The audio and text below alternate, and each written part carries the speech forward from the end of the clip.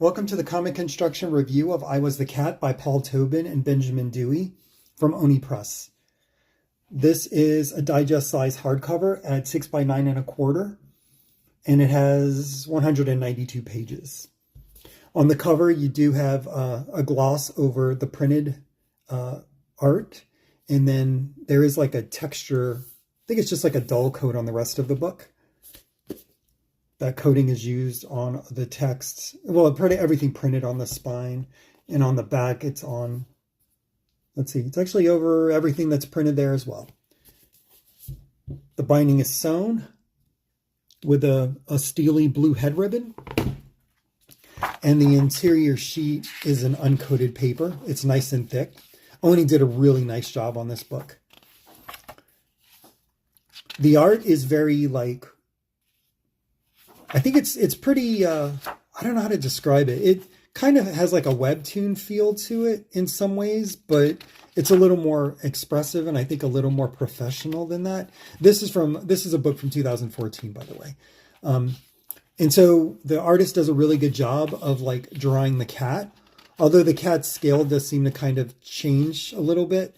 And one thing I thought was funny is like this scooter is featured heavily. And it does kind of scale. It does change scale throughout. It gets a little larger towards the end of the book.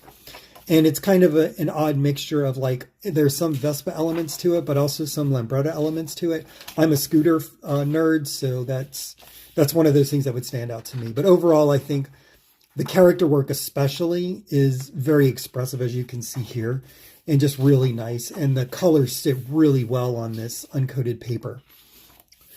So I know Paul Tobin mostly from Bandette and some of his early writings he did at Marvel for their non-continuity lines.